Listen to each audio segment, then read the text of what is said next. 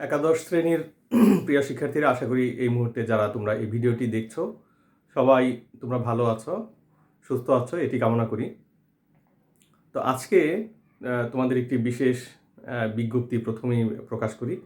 একাদশ শ্রেণীতে যারা 2020-21 সেশনে কলেজে ভর্তি হয়েছ, আমাদের ধামরাই সরকারি কলেজে যারা ভর্তি হয়েছে তাদের জন্য বলা যে তোমাদের ফেব্রুয়ারির প্রথম সপ্তাহে হিসাব বিজ্ঞানের একটি পরীক্ষা হবে এবং সেই পরীক্ষার বিষয়বস্তুটি আমি এখন বলে দিচ্ছি, অত্যন্ত মনোযোগের সাথে তোমরা শুনে নাও। সেটি হচ্ছে যে হিসাব বিজ্ঞান প্রথম পত্র যেটি আমাদের রয়েছে সেখান থেকে প্রথম 3টি অধ্যায়, আবারও বলছি প্রথম 3টি অধ্যায় থেকে প্রশ্ন থাকবে। এর মধ্যে তোমাদের সৃজনশীল এবং সংক্ষিপ্ত কোশ্চেন সব মিলে এখান থেকে তোমাদের সৃজনশীল থেকে 3টি অধ্যায় থেকে 3টি প্রশ্ন করা হবে। প্রতিটি নম্বর থাকবে 10 মার্ক করে, আর 1 মার্কের জন্য সংক্ষিপ্ত প্রশ্ন করা হবে, এক কথায় উত্তর আর কি। এখানে 12টি প্রশ্ন করা হবে, অর্থাৎ প্রতিটি চ্যাপ্টার থেকে 4টি করে কোশ্চেন করা হবে। তো 3 4 12টা, এই 12টি কোশ্চেনের জন্য থাকবে 12 মার্কস। আর দ্বিতীয় পত্র প্রথম 2টি অধ্যায় থেকে, দ্বিতীয় পত্রে আবারও বলছি প্রথম 2টি অধ্যায় থেকে সৃজনশীল 2টি কোশ্চেন থাকবে এবং সংক্ষিপ্ত কোশ্চেন 8টি থাকবে, 4টি করে 1 মার্কের জন্য। অর্থাৎ এখানে যদি আমরা গ্রুপ ভিত্তিক যদি করি তাহলে ক এবং খ বিভাগ, অর্থাৎ প্রথম পত্রের ক এবং খ এবং দ্বিতীয় পত্রে ক এবং খ। আশা করি তোমরা বুঝতে পেরেছ। মোট 5টি অধ্যায় তোমাদের কিন্তু এই পরীক্ষাতে প্রশ্ন থাকবে। আবারও বলছি প্রথম পত্রের হিসাব বিজ্ঞান প্রথম পত্রের প্রথম 3টি অধ্যায়, সিলেবাসের যে উপর থেকে 3টি 1 2 3 প্রথম অধ্যায়, দ্বিতীয় অধ্যায় এবং তৃতীয় অধ্যায়, এবং হিসাব বিজ্ঞান দ্বিতীয় পত্রের প্রথম অধ্যায় ও দ্বিতীয় অধ্যায়। আমি অধ্যায়গুলো নাম আর পাঠ করে শোনালাম না, যে আশা করি তোমরা বই খুলবে, বই খুলে অন্তত যে সমস্ত পাঠদান কার্যক্রম আমরা অনলাইনে নিয়েছি সেগুলো তো থাকবেই, পাশাপাশি তোমাদের এই সিলেবাসটা আমরা বলে দিলাম যে সেই অনুযায়ী তোমরা প্রস্তুতি নিতে থাকো যাতে সময় পাও। এবং বাকিটা কলেজের ওয়েবসাইট থেকে কিংবা অবশ্যই এই যে আমরা যে ভিডিওগুলো দিচ্ছি সেই ভিডিওতে কিন্তু দেখে নেবে যে তোমাদের রুটিনটা কখন। কলেজের ওয়েবসাইটে অবশ্যই দেওয়া থাকবে, সেখান থেকে তোমরা তোমাদের পরবর্তী যে রুটিন বা কার্যক্রম সেটি কিন্তু সংগ্রহ করবে। তো আমার মতন এই যে আমার ভিডিওটি যারা দেখছো তাদেরকে কিন্তু বলছি আমি যে তোমাদের অন্যান্য যে সমস্ত সিলেবাস রয়েছে বা বই রয়েছে বা পাঠ্যসূচি রয়েছে, সেই সমস্ত পাঠ্যসূচি থেকেও কিন্তু একই রকম আমাদের শিক্ষকগণ তোমাদেরকে এই অর্ধবার্ষিক পরীক্ষার জন্য সিলেবাস কিন্তু বলে দিবে। অতএব তোমাদের প্রত্যেকটি বিষয়ের এই অনলাইন ক্লাসের ভিডিও দেখা কিন্তু খুবই জরুরি, যাতে তোমরা অন্তত সংগ্রহ করতে পারো যে কোন বিষয়বস্তুর উপরে পরীক্ষা, কত তারিখে পরীক্ষা, কিভাবে কোন সাবজেক্টের কোশ্চেনগুলা প্যাটার্ন কীরকম হবে, এবং এই যে যদি কোনো আমরা যেটা সাজেশন বলি মানে সংক্ষিপ্ত সাজেশন যদি থাকে সেটি দিয়ে দিবে। তা আমাদের হিসাব বিজ্ঞানে আসলে এই যে সংক্ষিপ্ত যে সাজেশনের যে বিষয়টি সেটি কিন্তু এখানে মানে সংক্ষিপ্ত এইটুকুই যে প্রথম 3টি অধ্যায় এবং দ্বিতীয় পত্রের প্রথম 2টি অধ্যায়, এটি সাজেশন। আর মূলত এখানে বলার কিছু নাই যে অঙ্ক বলে দেওয়া তো আর যাবে না। অঙ্ক আমরা যদি বলি যে এখন 2015 সালের থেকে 2019 সাল পর্যন্ত যে সমস্ত শিক্ষা বোর্ডে বা বিভিন্ন শিক্ষা বোর্ডে যে এই অধ্যায়গুলোর উপর যে প্রশ্ন হয়েছে সেই প্রশ্নগুলোই তোমরা বেশি বেশি করে চর্চা করবে, এটি আমরা হয়তো বলতে পারি। কিন্তু অঙ্ক আসলে একদম হুবহু বোর্ডের কোশ্চেনই যে থাকবে এটি বলাটা বাঞ্ছনীয় না, বা এটা বলাটা কতটুকু সমীচীন আমার কাছে সমীচীন মনে হয় না, কারণ কোশ্চেন এখান থেকে নাও হতে পারে, বই থেকেও হতে পারে তোমাদের। অতএব হিসাব বিজ্ঞানে এই সংক্ষিপ্ত সাজেশন এটি যে প্রথম 3টি অধ্যায় প্রথম পত্রের আর দ্বিতীয় পত্রের 2টি অধ্যায়, এর উপর বিস্তারিত তোমরা মানে পাঠ্যক্রম অনুযায়ী পাঠ গ্রহণ করবে বা লেখাপড়া নিজেরা প্রস্তুতি নিবে। আর এখান থেকে বলার কিছু নাই যে প্রশ্ন বলে দেবো একদম হুবহু, সেটি তোমরা কোশ্চেন তোমরা ওই লিখে নিয়ে গেলে এটা আসলে বিবেচ্য বিষয় নয়। পরীক্ষা কমিটি পরবর্তীতে বলে দিবে যে অ্যাসাইনমেন্ট আকারে এটি কি দিতে হবে না পরীক্ষার হলে বসে এক্সাম দিতে হবে, সেটি পরীক্ষা কমিটি তোমাদেরকে জানাবে, বা সংশ্লিষ্ট শিক্ষক যারা কমিটিতে রয়েছেন তারা তাদের ভিডিওতে বলে দিবে যে কীভাবে তোমরা পরবর্তী কার্যক্রম গ্রহণ করবে। তো যাই হোক, এই ছিল আমাদের হিসাব বিজ্ঞান প্রথম ও দ্বিতীয় পত্রের সিলেবাস, এবং আমার যতটুকু বলার ততটুকু তোমাদেরকে এই বিষয়বস্তুর উপরে বলে দিলাম। তোমরা তোমাদের পাঠ্যক্রম কার্যক্রম বা পাঠ্যসূচি অনুযায়ী তোমরা তোমাদের কার্যক্রম তোমরা গ্রহণ করো। তো যাই হোক, আমরা একটু নিয়মিত পাঠদান কার্যক্রমে আমরা চলে যাই। আমরা হিসাব সমীকরণে ছিলাম।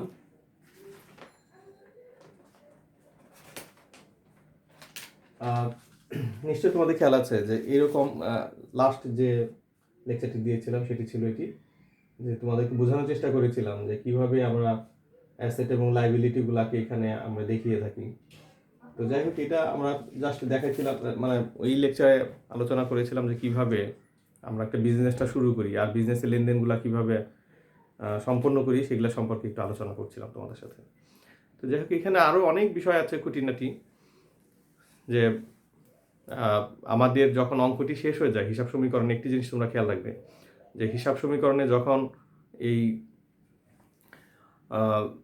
অঙ্কটি শেষ হয়ে যায় তখন কিন্তু আমাদের মোট যোগফল কিন্তু নামাতে হয়। তো যখন আমরা কলাম আঁকি, বিভিন্ন যে কলামগুলো থাকে এই কলামগুলোকে আমরা একদম শেষের যে যোগফল যেটি নামি, অর্থাৎ অঙ্ক যখন শেষ হয়ে যায় বা সমীকরণের কার্যক্রম বা প্রভাবগুলো যখন দেখানো শেষ হয়ে যায়, তখন একদম শেষে মনে রাখবে যে প্রতিটি কলামের সর্বশেষ যে ফলাফলটি থাকে সেটি হচ্ছে যে ফুট বলি আমরা অনেক সময়, বা সর্বশেষ সমষ্টি। আর লেফট হ্যান্ড সাইড এবং রাইট হ্যান্ড সাইডের এক এক পাশে সবগুলো কলামের যোগফল যখন আমরা নামাই তখন সেগুলোকে আমরা ক্রসফুট বলি বা সর্বমোট বলি। মোট এবং সর্বমোট এই কথাগুলো খেয়াল রাখবে, এগুলো নামানো কিন্তু জরুরি। প্রশ্নে বলা থাকুক বা না থাকুক অবশ্যই তোমরা এই যোগফলগুলো নামিয়ে দেবে। তো যাই হোক, এই হিসাব সমীকরণের মধ্যে তোমরা আরও ভালো করে তোমরা দেখবে যে কীভাবে করা যায়। তো আমি একটু এখন যে বিষয়টি তোমাদের দেখাবো সেটি হচ্ছে যে একটি হিসাব সমীকরণের যদি আমরা ঘর অঙ্কন করতে চাই, যারা নতুন করে শিখছ তাদের জন্য আসলে বেশি বলা, যারা তোমরা নবম দশম শ্রেণীতে হিসাব বিজ্ঞান প্রথম পত্র পড়েছো বা হিসাব বিজ্ঞান পড়েছো তাদের জন্য এটা একটু সহজ, কারণ তোমরা কথা শুনেই বুঝে ফেলো যে এরপরে কোনটা করতে হবে। কিন্তু একদম নতুন যারা, বিশেষ করে মানবিক থেকে বা বিজ্ঞান গ্রুপ থেকে যারা এসেছে তাদের জন্য কিন্তু এই কলাম শেখাও জরুরি, যে কতগুলো ঘর হবে, ঘর অঙ্কনে যদি কম বেশি হয় তখন কিন্তু আমরা এই মূল্যায়নের যে নম্বরটি সেটি কিন্তু আমরা হারাই, তো বা অঙ্ক আমরা অনেক সময় সম্পন্ন করতে পারি না। এই বিষয়টা তোমাদের একটু খেয়াল রাখতে হবে। তো দেখো, যখনই ঘর আঁকবে একটি জিনিস মনে রাখবে, যে যারা ঘর আঁকছো, আমরা আসলে বিভিন্ন সময় বিভিন্ন অভিজ্ঞতা বা তোমাদের যে প্রেজেন্টেশন সেগুলো সম্মুখীন হই, তখন কিন্তু আমরা দেখি যে আসলে একই সাথে যদি 10টা খাতা দেখি এর মধ্যে ধরো একটা প্রশ্নের যদি নম্বর থাকে 10 নম্বর, 10-এ 10 কিন্তু সবাই পায় না। এই কথাটি খেয়াল রাখবে যে তাহলে 10-এ 10 কেউ না কেউ তো পায়, সে কেন পেল? এই কেন যখন পেল তার সাথে যদি তুমি তোমার এই যে উত্তরপত্রে যেভাবে প্রেজেন্টেশন করেছো সেটিকে যদি তুমি নিজেই মূল্যায়ন করো, তাহলে কিন্তু বুঝতে পারবে যে একটি স্ট্যান্ডার্ড বা আদর্শ কি হওয়া উচিত এবং আদর্শ নম্বর কত হওয়া উচিত এবং তোমার কত পাওয়া উচিত। তো সবাই কিন্তু 10-এ 10 পায় না। তো আমার কথা হচ্ছে যে তুমিও পেতে পারো, তুমি একটু চেষ্টা করলে তুমিও পারবে। তুমি হেরে যাবে তা কিন্তু না, তোমার জন্য সহজ, কিন্তু তোমাকে একটু মনোযোগ দিতে হবে। আমরা যখন যে ইনস্ট্রাকশনগুলো দেই, আমরা যে কথাগুলো বলি সেগুলা তোমাদেরকে অনেক সময় বলি যে অক্ষরে অক্ষরে অনুসরণ করতে হবে। আসলে আমি এটা বলতে চাই না, আমি বলতে চাই যে তোমাদের বিশ্বাসের পরিবর্তন করতে হবে, যে এইটা করলে আমার জন্য ভালো, এইটা করলে আমার জন্য টিকে থাকা সহজ, এইটা করলে আমি আমার ভবিষ্যৎকে সামনের দিকে অগ্রসর করতে পারবো। এই পরিবর্তনে যখন তুমি বিশ্বাসী হবে তখন দেখবে যে তোমার হাতের লেখা যেমনই হোক, তোমার হাতের লেখা যত অসুন্দরই হোক না কেন, তুমি কিন্তু তখন প্রেজেন্টেশনের উপরে অনেক বেশি গুরুত্ব দিবে। তা আমি একটু প্রেজেন্টেশন নিয়ে একটি ঘটনা উল্লেখ করি।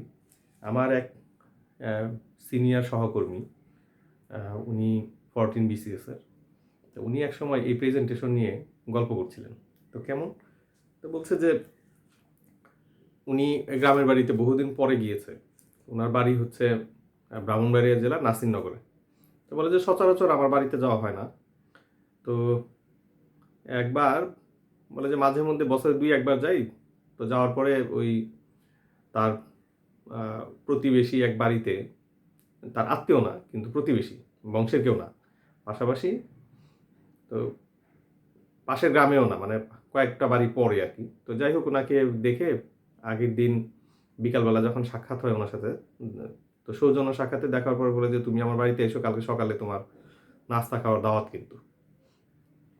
তো তো স্যার বারবার নিষেধ করছিলেন যে, "না, আমি সকালে তোমারে নাইবা করি।" বলছে, "না, তুমি সকালবেলায় তুমি চলে এসো। যে অবশ্যই কিন্তু তুমি আসবে।" তো যাই হোক অনেকদিন পরে গ্রামে গিয়েছে, স্বাভাবিকভাবেই তার ওই প্রতিবেশীর বা তার সাথে ভালো সম্পর্ক থাকার কারণে সে ওই দাওয়াতটা আর মানে বর্জন করতে পারে নাই। গ্রহণ করতে বাধ্য হইছে অনেকটা। স্যারের ভাষ্য ছিল এরকমই যে আসলে সকালবেলা কেউ কারো বাড়িতে খাইতে যাবে এটা তো আসলে কেমনই হয়। কিন্তু ওর পীড়াপিড়িতে ভাবলো যে হয়তো সকালে পায়েস বা শীতের পিঠা, শীতকাল ছিল এটা। তো শীতের শেষ দিক আরকি। তো ভাবছে যে এরকম কিছু একটা মানে থাকবে যে কারণে হয়তো ও একটু মানে পিড়াপিড়ি করতেছে। অনেকদিন পরে দেখা। উম তো স্যার পরের দিন সকালবেলা যথারীতি সেই দাওয়াত যেহেতু সে গ্রহণ করেছে, সেই কারণেই ওই বাড়িতে গিয়ে উপস্থিত হয়। তো যাওয়ার পরে দেখে যে না, বাড়ি যেমন থাকে যে উঠান, তো ঘরের সাথে যে উঠানটা আছে সেই উঠানে হচ্ছে একটি চৌকি দেওয়া। চৌকির উপরে সুন্দর করে একটি আ খেজুরের পাটি বিছানো এবং তার বসার আয়োজন করা হয়েছে সেই চৌকির উপরে। তো চৌকির উপরে সে আ বসছে খাওয়ার সময়।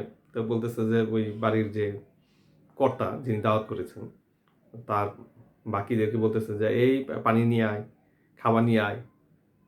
তো যাই হোক ওই কাঁচের জগে পানি নিয়ে আসছে। গ্লাসটা সুন্দর করে ধুয়ে সেই চৌকির উপরে রেখেছে পাটির উপরে। তারপরে সুন্দর করে একটা দস্তরখানা দিছে। তো দস্তরখানার উপরে একটা প্লেট, দেয় নাই। প্লেটটা পরে আসছে অবশ্য। তো বলে যে এরকম সবই আসতেছে। ময়লা ফেলার জন্য একটা পাত্র দিছে। হাত ধোয়ার জন্য একটা ঢিস দিয়েছে। যাতে পানি উঠানে না ফেলে। তো যাই হোক এরকম প্রত্যেকটা স্যার তো ভাবতেছে যে আরে না জানি কি মজার খাবার আসতেছে। তো একে, একে যাই হোক এরকম সবকিছুই তার চলে আসলো। পানি আসলো, জগ আসলো, দস্তরখানা আসছে, দস্তরখানার উপর প্লেট আসছে। ময়লা ফেলার জন্য একটা ছোট একটা বাটিও মানে দেওয়া হয়েছে। হাত ধোয়ার জন্য একটা ঢিস দেওয়া হয়েছে। এরকম সব আয়োজন সব ঠিক আছে। তো শেষে দেখো স্যার বলতেছে যে, "আমি তো ভাবতেছি কি জানি কি খাবার।" যাই হোক রসনা জিভে একটু জলই চলে আসলো। তা আমার কাছে তো খুব মনে হইতেছে যে ভেরি ইন্টারেস্টিং কিছু। অনেকদিন পরে বন্ধুর সাথে দেখা, বন্ধুর বাড়ি দাওয়াত। তো সকালে পিঠা, পায়েস কিংবা আরো মজার কিছু খাওয়াবে। তো যাই হোক এইভাবে দেখতেছে যে রান্নাঘর, উঠানের ওই পাশে রান্নাঘর। তো রান্নাঘর থেকে দেখতেছে যে বাড়ির যে অ্যা মেয়েটা নিয়ে আসতেছে আরকি, ওই বন্ধুর মেয়ে। তো সে দেখতেছে যে একটা বড় একটা ওই মানে আমরা এটাকে কি বলি আসলে? ঢিস টাইপের কি মানে সমান ঢিস। ট্রে না ঠিক, ঢিস টাইপের সমান। অনেক সময় আমরা যে বাজারে যে মাছ বিক্রি করতে দেখি যে গোল, এরকম। তো বলতেছে যে এরকম পাত্রের উপরে দেখলাম যে সে নিয়ে আসতেছে এবং সুন্দর শালু কাপড়। শালু কাপড় মানে হচ্ছে লাল কাপড়। ঝালর দেওয়া। আর তার পাশে আবার ওই কাপড়ের পাশ দিয়ে তোমার জরি লাগানো আছে আরকি, কারুকাজ করা। তো যাই হোক সেটাতে ঢেকে খাবার নিয়ে আসতেছে রান্নাঘর থেকে এই তোমার মেইন ঘরের যে বারান্দায় যে চৌকি যেখানে যে আয়োজন করা হয়েছে বসার, সেখানে নিয়ে আসতেছে। তো স্যার ভাবতেছে আস্তে, স্যার ভাবতেছে ওহ! আজকে মজা, মজা কিছু খাওয়া যাবে। তো প্রেজেন্টেশন হচ্ছে এইরকম যে এই যে সবকিছু দেখে সব ঠিক আছে। এতটাই যে সুন্দর করে কোনো একটা জিনিস যদি পরিবেশন করা হয়, তো সেইটা কিন্তু যিনিই গ্রহণ করবেন তার কাছে কিন্তু একটু সাদরে গ্রহণ করবে। তো যাই হোক শেষ পর্যন্ত আ সেই যথাস্থানে সেই পাত্রটা দেওয়া হয়। মানে যে ট্রেটা করে নিয়ে আসা হয়েছে শালু কাপড় দিয়ে। তো যাক এখন বলতেছে যে, "দোস্ত খাও।" তা খাওয়ার পরে স্যার বলতেছে যখন এখন এত ভদ্রতার পরে একটা গ্রামে, এত ভদ্রতার পরে নিশ্চয়ই ওই স্যার তো আর শালু কাপড় সরাতে পারে না। তো স্যার বলতেছে যে, "বন্ধুই সরাক, সরাইয়া তারপরে প্লেটে দিক।" যেহেতু তো বলে যে যখন ওই শালু কাপড়টা সরাইছে, সরাইয়া যখন আমার চোখ তো ছানা ভরা দেখে, বলে শালু কাপড়ের উপরে ওই ট্রেটার উপরে একটা প্লেট, প্লেটের মধ্যে বড় প্লেট, সেই প্লেটের মধ্যে হচ্ছে আলু সিদ্ধ, মিষ্টি আলু সিদ্ধ। বলতেছে দেখে যে জিনিস আমি মানে খাই না, সবচেয়ে বেশি অপছন্দ করি, সেই জিনিসটা নিয়ে আসছে, কিন্তু এতক্ষণ ধরে আমি না কি কত কি কি মানে চিন্তা করে ফেললাম এই কয়েক মিনিটের মধ্যে। তো বলতেছে যে এই হলো পরিবেশন। তো প্রেজেন্টেশন সবসময় হচ্ছে তোমার ওই যে আগে তো দর্শনদারি, দর্শনধারী আগে হতে হবে, তারপর তো গুণ বিচারী। তো তোমাদের কিন্তু একই কথাই বলি যে তোমরা যখন এই যে অঙ্কগুলা করো তখন কিন্তু ফার্স্টই লুক কিন্তু ভালো হতে হবে, যে কাটাছিড়া, অযাচিত ঘষা মাজা, কিংবা ঘরগুলো কাটার সময় পেন্সিল ব্যবহার না করে কলম ব্যবহার করা, কলমের কালি আবার নিবের মাথায় যে বাড়তি কালিটা চলে আসে সেটা ছড়িয়ে যাওয়া এবং পৃষ্ঠাটা নষ্ট হয়ে যায়। এই সমস্ত বিষয় থেকে তোমরা একটু খেয়াল রাখবে যে এই ঘটনাটা যাতে না ঘটে, এবং এই গল্পটি জানি মনে থাকে যে মিষ্টি আলু দেওয়া হয়েছিল, কিন্তু সেটা কিন্তু প্রেজেন্টেশনটা অত্যন্ত সুন্দর ছিল, যদিও স্যার শেষ পর্যন্ত সেই মিষ্টি আলু অল্প একটু মুখে দিয়ে বাকিটুকু আর খায়নি। তারপরে সেখানে কিন্তু ত্যাগ করেন, বন্ধুকে ধন্যবাদ জানিয়ে পরে উনি চলে আসেন, বাড়িতে এসে পরে নাস্তা করেন। তো যাই হোক, তোমাদের জীবন এটাও হোক, শিক্ষা হোক যে প্রেজেন্টেশন ফার্স্ট লুক, ফার্স্ট লুকটা কিন্তু গুড অ্যাপিয়ারেন্স কিন্তু তৈরি করে, সেই অ্যাপিয়ারেন্সটা জানি তোমাদের যেন ঠিক থাকে। তো আমি এখন ঘরটা একটু দেখাই। আজকে মূলত তোমাদের এই ঘর আঁকাটাই শেখানো। তো প্রথম কথা হচ্ছে যে আমরা কীভাবে ঘর কতটুকু হবে কী হবে সেটা আমরা পরবর্তী লেকচারের দরকার হলেই করবো। আমরা হিসাব সমীকরণের মেন অংশ কিন্তু আলোচনা করেছি। আজকে প্রথমেই দেখাই যে যখন একটা পৃষ্ঠা নিবে, আমাদের হিসাব বিজ্ঞানে কোনো মার্জিন কাটার কোনো দরকার নেই যে পাশ দিয়ে মার্জিন কাটতে হবে একটা খাতায়, কিংবা ভাঁজ দিয়ে মানে সংকীর্ণ করতে হবে জায়গাটাকে। মার্জিন কিন্তু একদম অপ্রাসঙ্গিক, অপ্রয়োজনীয় অঙ্ক করার ক্ষেত্রে হিসাব বিজ্ঞান। তো তোমরা কী করবে, প্রথমে উপরে তিনটা লাইন দেখলে যতটুকু জায়গা লাগে, 1 ইঞ্চি লাগুক 1.5 ইঞ্চি লাগুক, এটা উপরে রেখে নেবে। এই তিনটা লাইনের কথা বলেছি এই জন্য যে প্রথম লাইনটা আমরা লিখি হচ্ছে যে প্রতিষ্ঠানের নাম, দ্বিতীয় লাইনটা লিখি আমরা কি করছি অর্থাৎ হিসাব সমীকরণের লেনদেনের প্রভাব, আর তৃতীয় লাইনে আমরা সাধারণত সময়কালটা লিখে থাকি, যেমন কোনো একটা মাস ধরো 2021 সালের জানুয়ারি মাসের যদি এমন হয়, তাহলে সেটা আমরা এই তিনটা লাইন লেখার জন্য কিন্তু জায়গা রাখি। এরপর আসি যে আমরা যখন ঘর আঁকবো, এই ক্ষেত্রে তোমরা একটু সতর্কতা থাকবে। আমি হিসাব সমীকরণে ঘর দেখাচ্ছি তোমাদের, অবশ্যই পেন্সিল ব্যবহার করবে ঘর আঁকার ক্ষেত্রে, কারণ হিসাব বিজ্ঞান একই সাথে কলা ও বিজ্ঞান। তো কলাটা আমরা অবশ্যই যেন যথাযথভাবে অনুসরণ করি আর কি। তো যাই হোক, এই 3 লাইন জায়গা রাখার পর আমি হাত দিয়ে আঁকছি, তোমরা অবশ্যই কিন্তু স্কেল ব্যবহার করবে। তো ধরো আমি পৃষ্ঠা জুড়েই আমি দাগ দিলাম, হ্যাঁ, আশা করি দেখতে পাচ্ছ যে পৃষ্ঠা জুড়েই আমি দাগ দিলাম। এই যে দাগটা, এই দাগটা একটু স্পেস বেশি রাখবে, যাতে 2টা লাইন এখানে আমরা অন্তর্ভুক্ত করতে পারি। কয়টা লাইন? 2টা লাইন। এরপরে দেখো কি করবে, এরপরে নিচে দাগ দিবে, একদম নিচে, প্রয়োজন নেই। এখন তোমার কতটুকু স্পেসিং রেখে, কতটুকু জায়গা রেখে এই নিচে দাগটা দিতে হবে সেটা কিন্তু তোমাকে বুঝতে হবে। যে আমার যদি 7টা লেনদেন থাকে, 8টা লেনদেন থাকে, 20টা লেনদেন থাকে, তাহলে কত নিচে আমি ঘরটা দাগ দেবো, এইটুকু তোমাকে বুঝতে হবে। তো যাই হোক, আমি ধরে নিলাম যে আমার 5-6টা লেনদেন আছে বা 6-7টা আছে, আমি সেই পরিমাণ নিচে আমি দাগ দিলাম। এরপর তোমরা যেটা করবে, তোমাদের স্কেল যতটুকু চওড়া থাকে সেই চওড়াটুকু ধরে প্রথমে লেফট হ্যান্ড সাইডে একদম লেফটে একটা দাগ দিবে পেন্সিল দিয়ে, এবং রাইটে একটা দাগ দিবে। এই দুটার কারণটা কি এটা একটু বলে দিই। এটা হচ্ছে তারিখের ঘর, আর এটা সর্বশেষ হচ্ছে মন্তব্যের ঘর। এই দুইটা দাগ দিয়ে নিবি। এরপরে যে কাজটি করবে সেটি হচ্ছে যে এই যে তাহলে এই জায়গাটা একটু সংকীর্ণ হয়ে গেলো, এই জায়গাটাকে এখন একদম নিচে একটা লাইন বসতে পারে এইরকম দাগ দিয়ে নিবে, ঠিক আছে? এরপরে যেটি প্রয়োজন হবে সেটি হচ্ছে যে এই ঘরের মধ্যে আমার কতগুলো সম্পদের জন্য কতটি কলাম নিতে হবে এবং দায়ের জন্য কতটি কলাম নিতে হবে সেটি নির্ধারণ করবে। এখন ধরো যদি তোমার সম্পদ এরকম হয় যে সম্পদ আমার 4টি, দায় 2টি এবং মালিকানা সত্ত্ব 1টি, তাহলে আমার লেফট হ্যান্ড সাইডে আমি আগে বলছি সম্পদ কয়টি, সম্পদ ধরলাম 4টি, সম্পদ 4টি, অ্যাসেট 4টি, তাহলে আমার লেফট হ্যান্ড সাইডে 4টি ঘরে দরকার পড়বে কলামে, রাইট হ্যান্ড সাইডে আমার দরকার পড়বে 2টি দায় 1টি মালিকানা সত্ত্ব। কয়টা হলো? 3টা, মোট 7টা। তাহলে আমি ধর চোখের অনুমানে, এটা তোমরা অনুমান করে নিবে, ঘর আঁকতে আঁকতেই তোমাদের অভ্যাস হয়ে যাবে, যে ধরো এইদিকে 3টা আর এই পাশে 2টা একদম নিচ পর্যন্ত নামিয়ে দিবে। নিচ পর্যন্ত মানে ক্রস করে ফেলবে না কিন্তু। এবং হ্যাঁ, এইটা হচ্ছে সমান দেওয়ার জন্য যে ইয়াটা দরকার পড়ে, চিহ্নটা, সেটার জন্য এই ঘরটা। এখন এখানে যদি আমি চারটা দিই, 1 2 3 4, চারটা। তো এইখানে এরপর পরবর্তীতে কাজ হচ্ছে সম্পদটাকে এরকম ভাগ করে নিবে। আচ্ছা, দায়ের ক্ষেত্রে এখানে নানাভাবে আমরা বিভিন্ন বইয়ে বা বিভিন্ন ইয়েতে প্র্যাকটিসের ক্ষেত্রে বিভিন্ন ধরনের ঘর দেখি আমরা। এখানে ধরো মালিকানা সত্ত্ব, সবসময় একটি জিনিস খেয়াল রাখবে যে মূলধন বা মালিকানা সত্ত্ব সবসময় এই মন্তব্যের পাশে নিবে, কখনোই ভিতরের দিকে রাখবে না। মালিকানা সত্ত্বটা সবসময় টাকার কলাম হিসেবে সর্বডানে থাকবে, এই কথাটি মনে রাখবে। আর এটাকে আর প্লাস দেখাইলাম না, এটা দায়ের ঘরে যেহেতু আমরা বলেছিলাম দুইটা, এটাকে আবার দুইটা টুকরা করবো। এবং প্রত্যেকটা কিন্তু এই যে নিচের ঘরটার উপরে এই ঘরে এসে কিন্তু শেষ করবে। আর এখানে আমরা বলেছি চারটি, তো ঠিক আছে, চারটা। এই যে প্রত্যেকটা এখন একদম নিচের ঘরটা হলো মোট টাকা নামানোর জন্য, 3 4, ঠিক আছে। এখন আমি নামগুলাও বসাই আজকে, নাম বসিয়ে তোমাদের এই ঘর কাটা যেহেতু শিখাইলাম। এটা হচ্ছে তারিখ,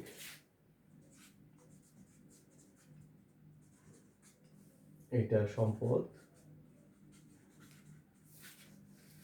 এটা দায়, আর এটা হচ্ছে মূলধন বা মালিকানা সত্ত্ব।